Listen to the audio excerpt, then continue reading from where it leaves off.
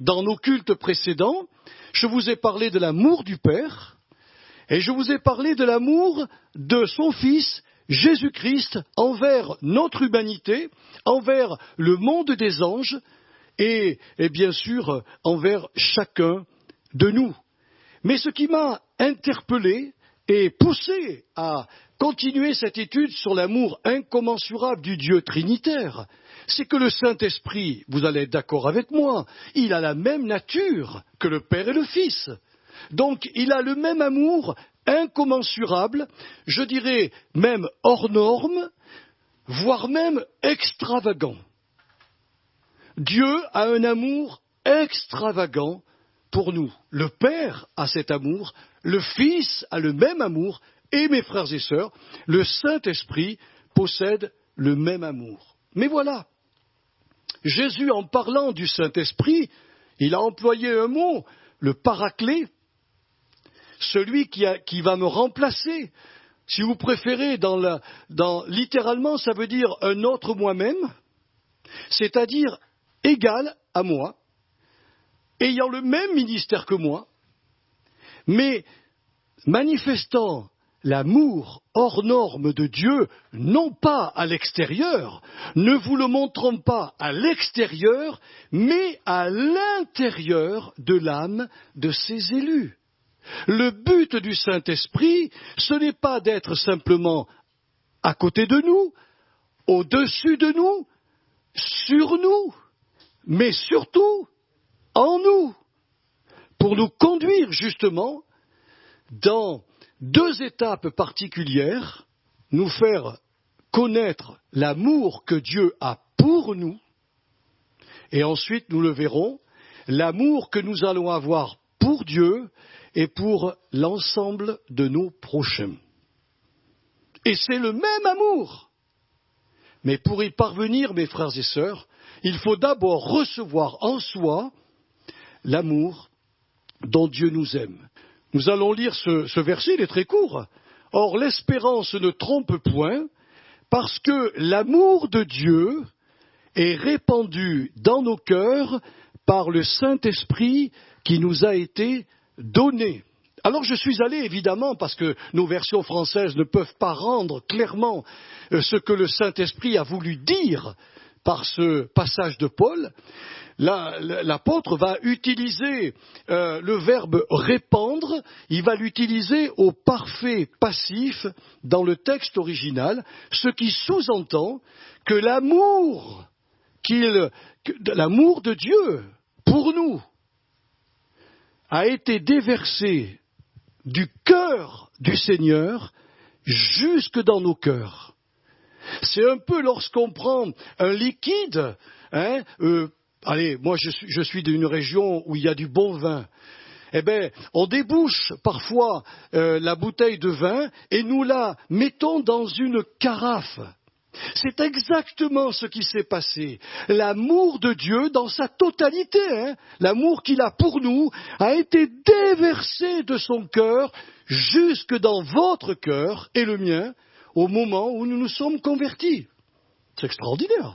Si ce n'était pas le cas, mes frères et sœurs, alors on ne pourrait jamais persévérer dans les épreuves qui nous arrivent, les épreuves de la vie, ni même posséder l'espérance extraordinaire qu'un jour nous allons entrer dans le royaume de Dieu, régner avec Jésus et être revêtus d'une onction semblable à la sienne. Il faut que nous nous sentions aimés de Dieu inconditionnellement et durablement. Et ça, c'est l'œuvre du Saint-Esprit. C'est important. Souvent, quand nous commettons une bévue, il faut le reconnaître, on trébuche, on commet un péché, on parle mal de quelqu'un, on fait quelque chose enfin qui nous chagrine, qui n'est pas bien, on se dit, j'ai plus droit à l'amour de Dieu. Mes frères et sœurs, vous êtes aimés à cause de votre conversion, aimés de Dieu, inconditionnellement et durablement. C'est pas parce que vous êtes gentil, c'est pas parce que vous faites des efforts pour lire la Bible et même pour vivre l'Évangile que vous êtes plus aimés que les autres. Non, il vous aime. Et cet amour-là, vous l'avez, vous ne pouvez pas le perdre, il est vraiment en vous. Ce qui est extraordinaire avec le texte grec, c'est que ce parfait passif indique qu'à un moment donné, l'amour de Dieu a été versé en nous, donc c'est au moment de la conversion, mais que cet amour, nous ne pouvons plus le perdre. Voilà le sens du parfait grec. J'ai cet amour, tu as cet amour, ma sœur, et tu ne peux plus le perdre. Alors vous allez me dire, et si je trébuche, et si je pêche, et si je tombe? Oui, oui, ça arrive aux chrétiens. Mais l'amour de Dieu ira vous repêcher. Nous l'avons vu quand on a parlé de Jésus, qui est semblable au marchand de belles perles, et qui vient prendre cette perle, qui parfois est une perle qui a... Vous savez que dans une huître, pour qu'il y ait une perle, il faut qu'il y ait souffrance. C'est parce que l'huître est irritée par quelque chose qui l'agace qu'elle crée une perle.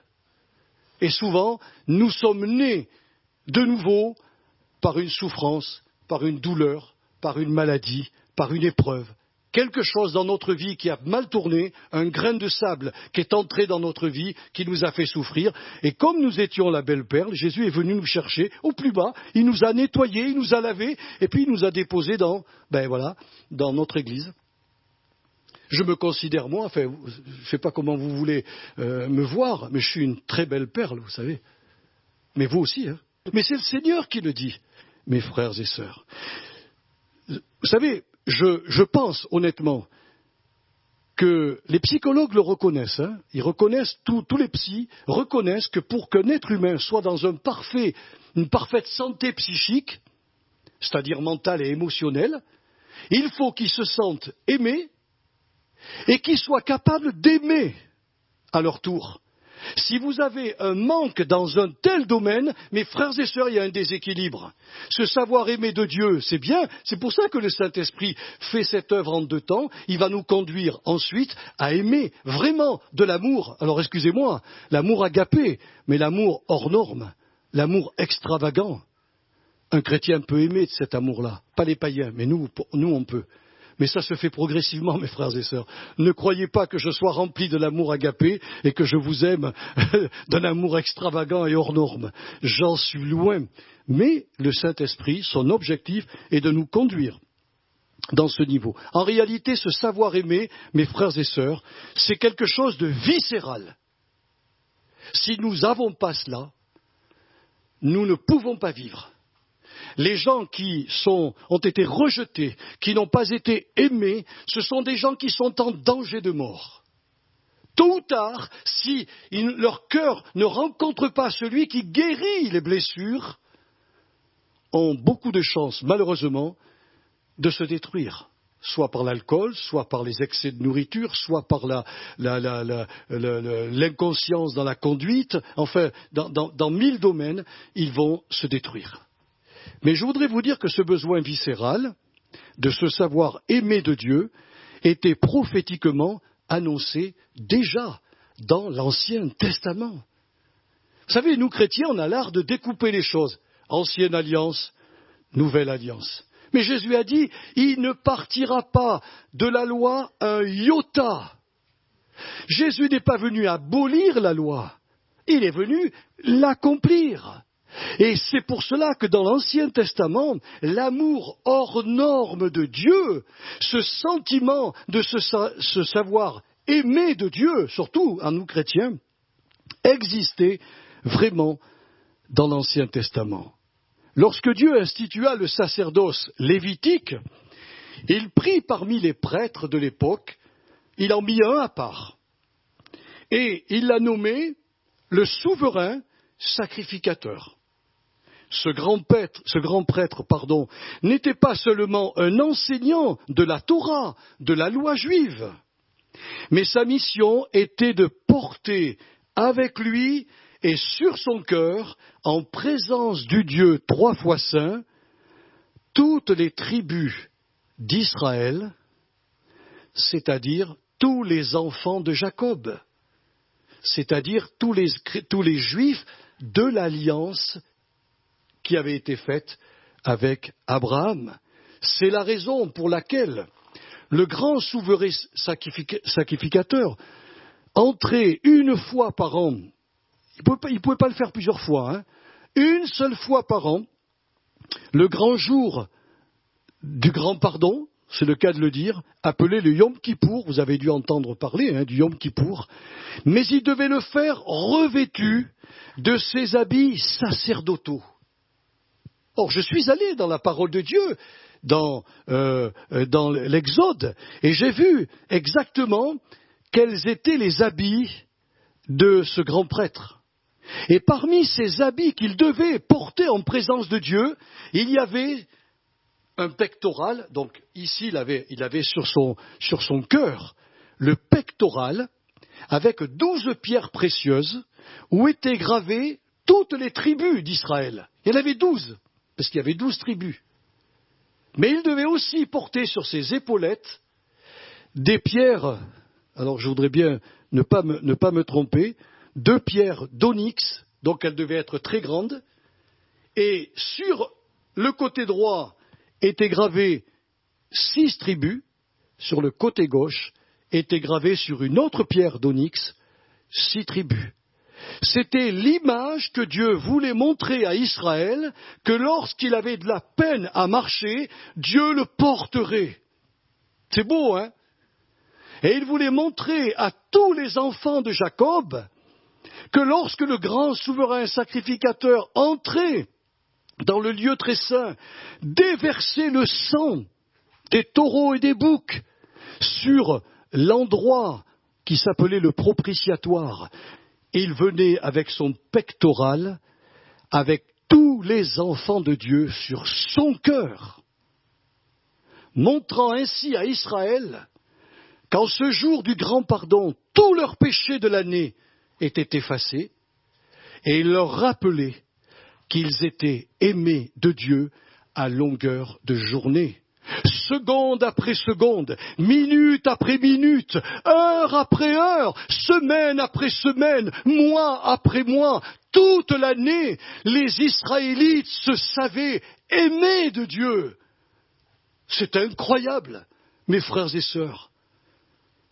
Regardez ce qui est écrit dans Exode 28, versets 6 à 30, mais je prends simplement quelques versets. Lorsque Aaron, le grand prêtre, entrera dans le sanctuaire, et il portera, c'est bien écrit, sur son cœur, les noms des fils d'Israël, gravés sur le pectoral du jugement, pour en conserver à toujours le souvenir devant l'Éternel.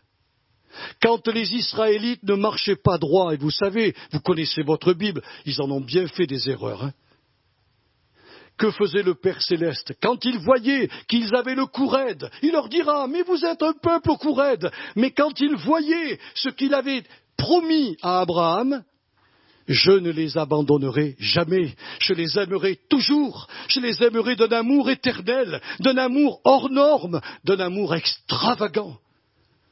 Je les ai sur mon cœur tous les jours.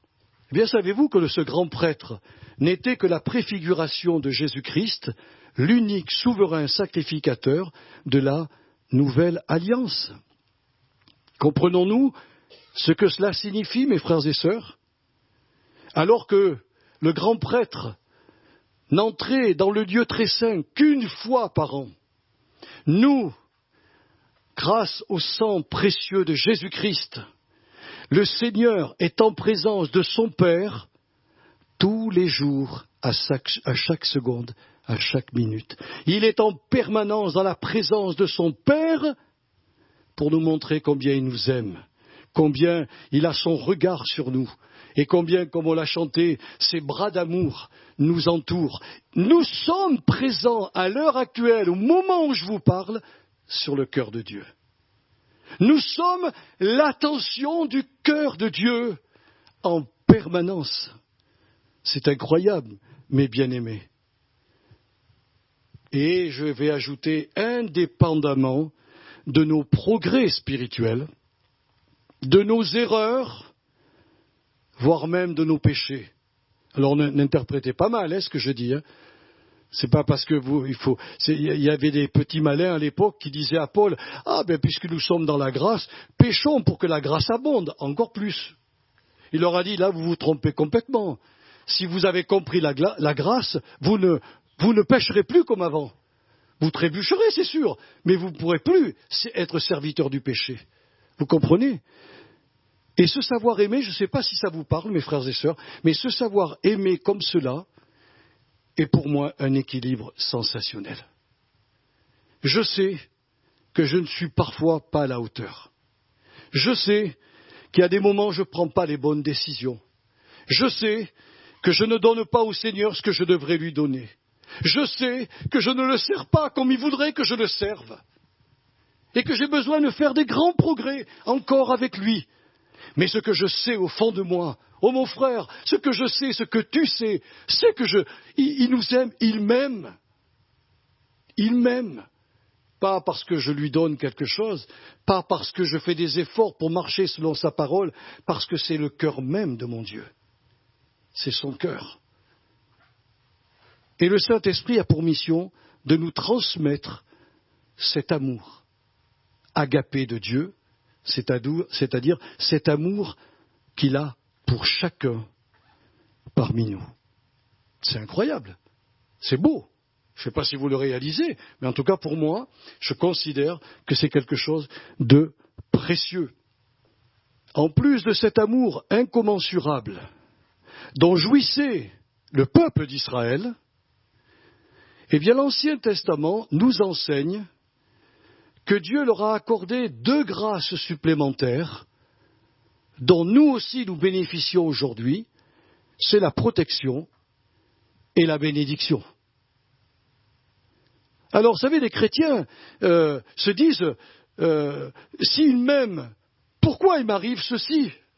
S'il m'aime, pourquoi me met-il à l'épreuve? S'il m'aime, pourquoi dois-je vivre encore certaines galères?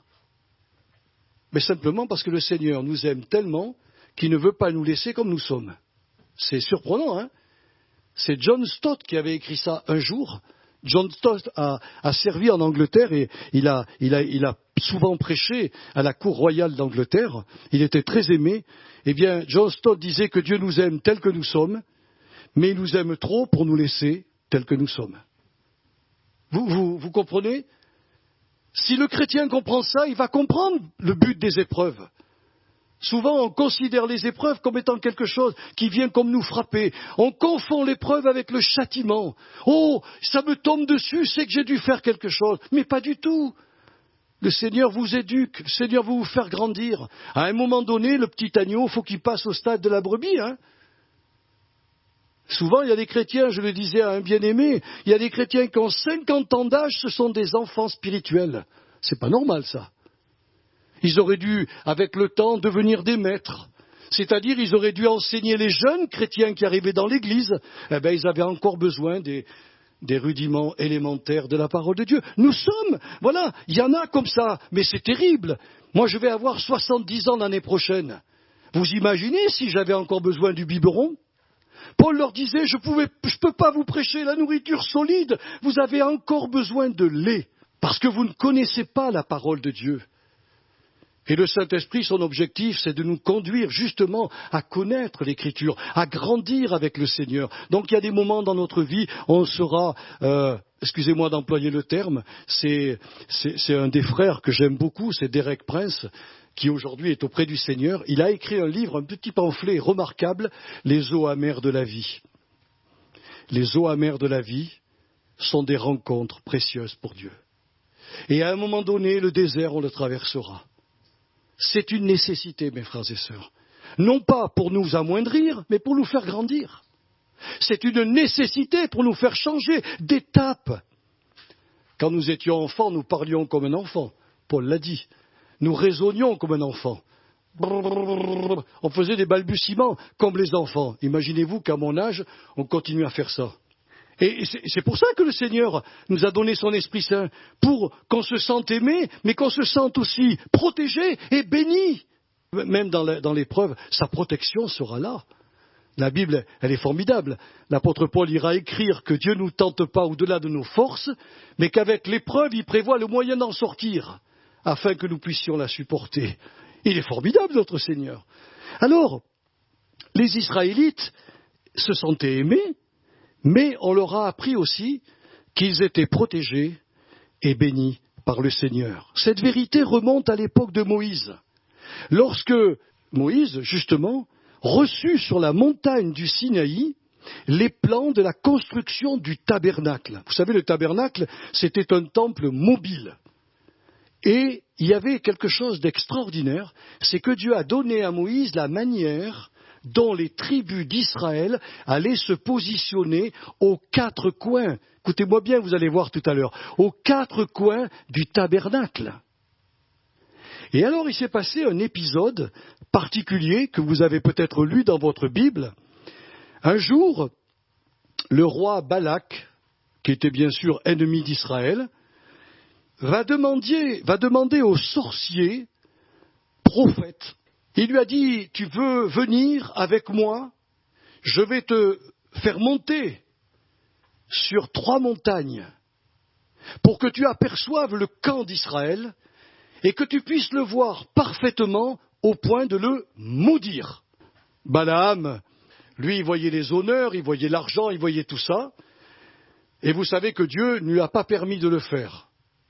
Et un jour, alors qu'il partait étant têtu, mais têtu, comme on ne peut pas l'imaginer, il frappe son ânesse, qui se retourne et lui dit « Eh oh, pourquoi tu me fais du mal ?»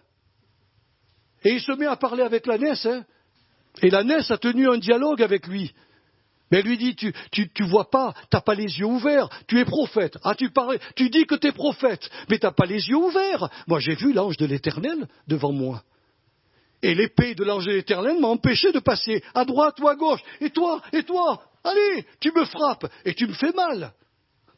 Mais Balaam a persisté dans sa voie, et puis il va monter sur 3 montagnes différentes, avec le roi Balak, et le roi Balak espérait vraiment qu'il prononce un oracle de malédiction contre toutes les tribus d'Israël. Je pense qu'il avait l'intention de les vaincre, de leur faire la guerre et de les tuer. Sur la première et sur la deuxième montagne, Balaam a aperçu le camp, mais il ne voyait pas très bien.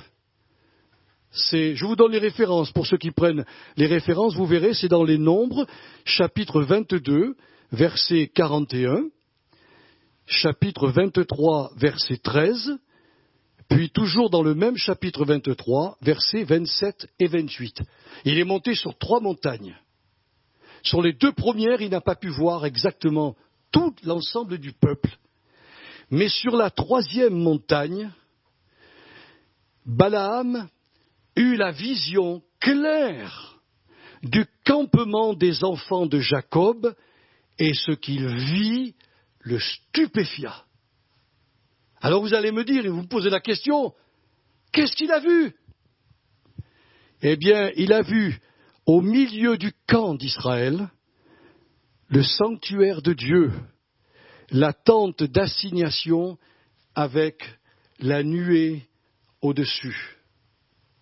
Et aux 4 coins de la tente d'assignation, il a vu toutes les tribus d'Israël. J'espère que tu vas pouvoir me mettre cette image pour vous montrer. Je vais vous la commenter tout simplement. Qu'est-ce qu'a vu Balaam? Il a vu ça. Il a vu la croix.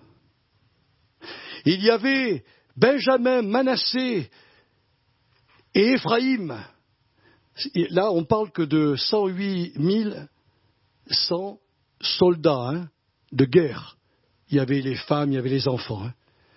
Des 2 côtés, il y avait Dan, Azer, Nephtali, 157 600, et Ruben, Siméon, Gad, 151 450.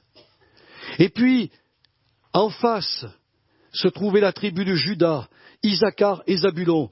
Vous avez vu combien ils étaient nombreux? 186 400. Excusez-moi, mais ici et là, c'était pas la même dimension. Pour pouvoir habiter ici, il fallait descendre encore pour les tentes.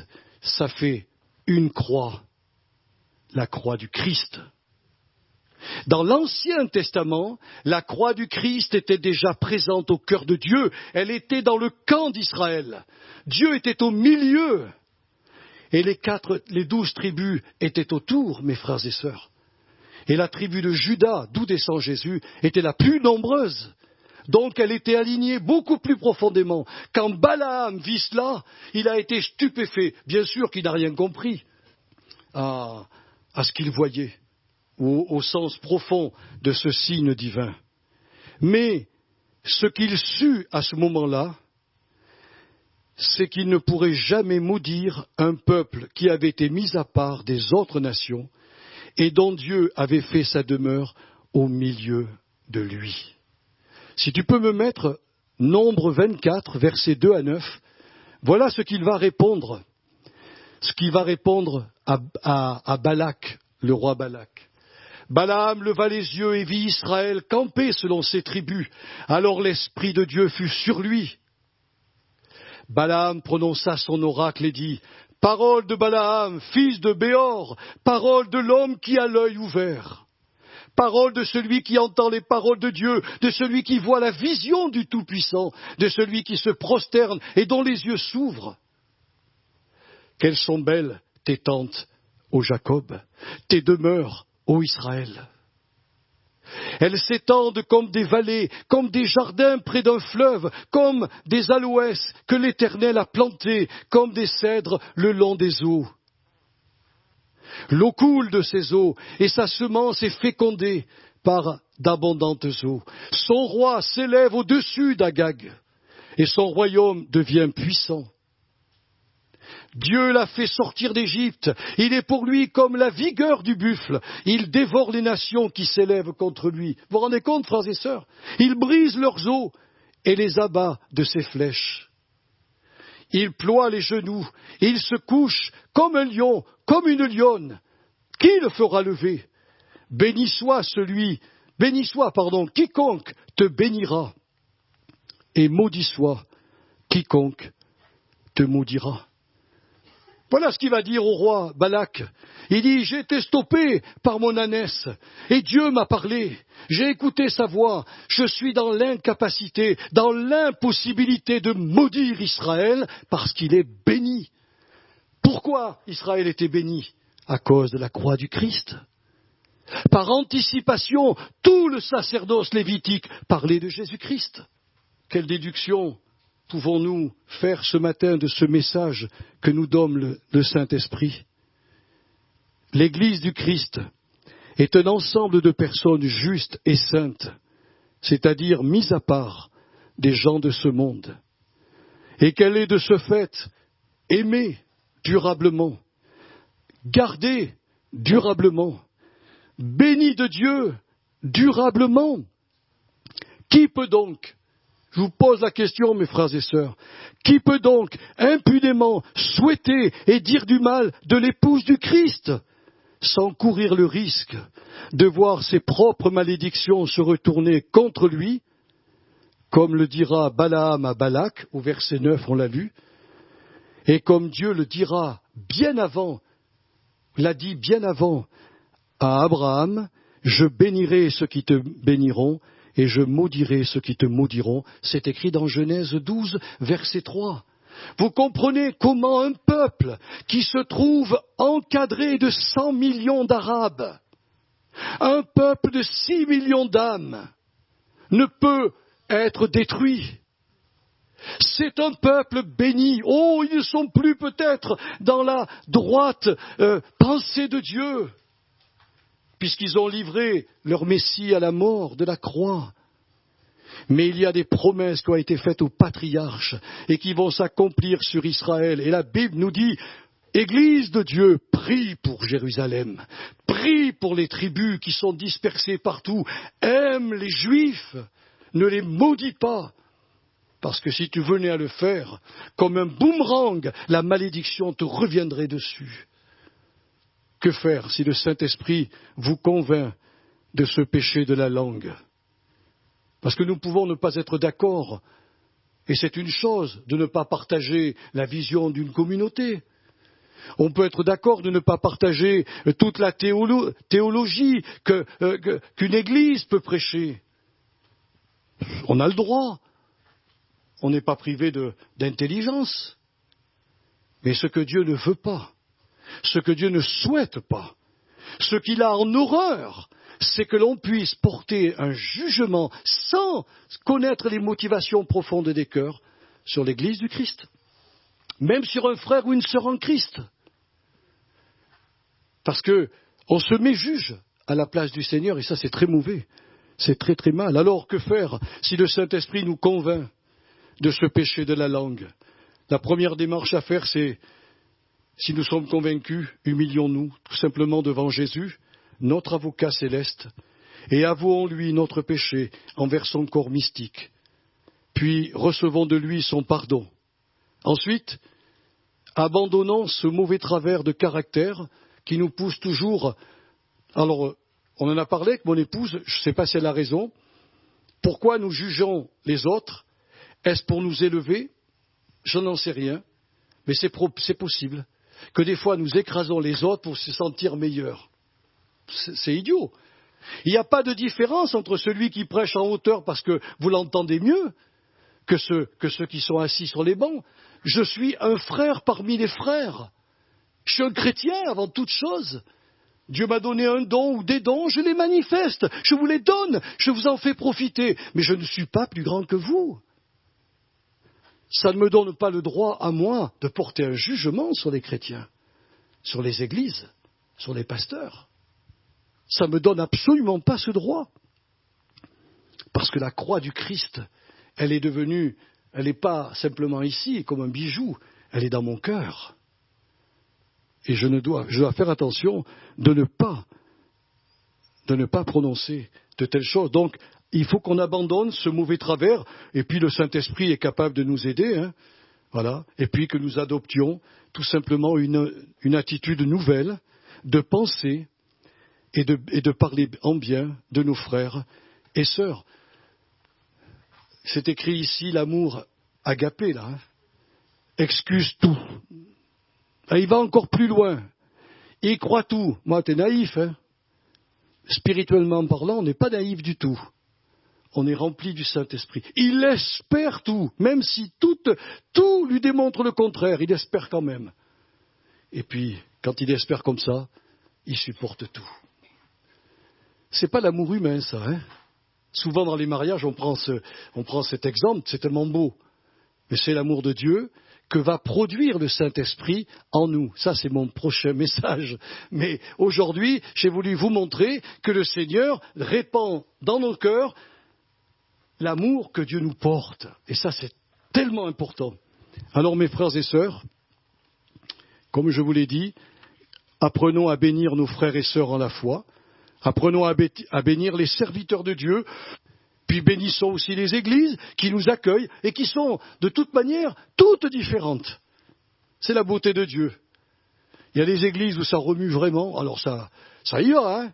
Il y a des églises où ils ont sur l'estrade des orchestres, en fait, des gens qui sont des professionnels dans le chant. Et puis quand vous les écoutez, vous êtes transportés. Bon, ouais, il y a des églises comme nous où on chante des fois presque a cappella. Mais je peux vous dire, le Seigneur apprécie notre louange aussi bien que la leur, hein. Il ne fait pas de différence. Il ne va pas dire, oh ben, si tu ne vas pas dans une église où il y a du bruit, c'est pas ça, l'onction. Il faut rester dans ces églises-là. Parce que c'est là que demeure la puissance divine. C'est pas vrai. La puissance de Dieu est aussi bien chez nous qu'ailleurs. Mais ça, c'est notre travers, c'est notre vie charnelle qui nous fait voir les choses comme ça. Et puis bénissons les églises qui nous accueillent donc, et dans lesquelles habite le Seigneur. C'est ça qui est important. Alors, je voudrais terminer mon message en vous rappelant que chaque jour de votre vie, vous devez vous souvenir que le Saint-Esprit, qui possède le même amour hors norme, extravagant, incommensurable de Dieu, est en nous pour d'abord nous faire ressentir l'amour du Père et du Fils, et ensuite pour nous conduire, comme on le verra dimanche prochain, nous conduire vraiment à entrer dans cet amour, parce qu'il est spécial pour aimer évidemment notre Dieu, mais aimer aussi nos prochains, que ce soit des chrétiens ou des païens. Mais rappelez-vous toujours ce que je viens de vous dire ce matin, et j'espère que ça va être gravé dans votre esprit. Vous êtes aimés, vous êtes protégés, et vous êtes bénis du Seigneur. Et vous n'avez aucun risque à craindre de gens qui vous maudissent. Parce que la Bible nous dit, la malédiction sans cause n'aura pas d'effet. Donc, ils peuvent bien nous critiquer, ils peuvent bien nous juger, ils peuvent bien dire du mal de l'Église du Seigneur, ils peuvent dire du mal de tous les pasteurs et de tous les chrétiens. Qu'est-ce qu'on en a à faire? La Bible nous dit que nous sommes durablement et inconditionnellement aimés, protégés et bénis. Père Saint, ce matin, on est heureux de se savoir aimé de toi, de se savoir protégé par toi et de se savoir béni tous les jours de notre vie, indépendamment de nos progrès spirituels, indépendamment de nos erreurs, voire même, si je peux me permettre, de nos péchés. Parce que, Seigneur, des fois, nous sommes piégés et nous sommes pris comme l'oiseau dans un filet. Mais Seigneur, on ne perdra jamais, jamais, jamais ton amour, ni ta protection, ni ta bénédiction.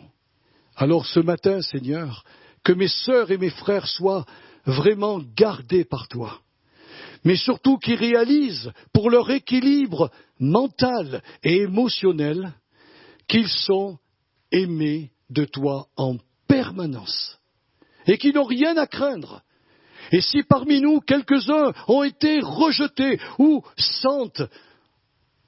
ont ce sentiment de rejet, alors il peut y avoir un échange entre toi, Jésus, et eux.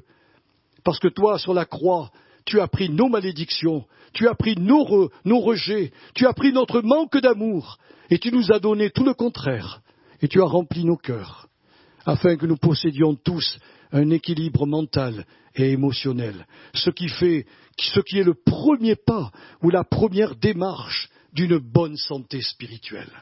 Je vous bénis, mes frères, et je vous bénis, mes sœurs, dans le nom de Jésus ce matin, et que le Saint-Esprit grave ce message à l'intérieur de votre cœur, dès maintenant et pour toujours. Amen. Amen. Merci, Seigneur.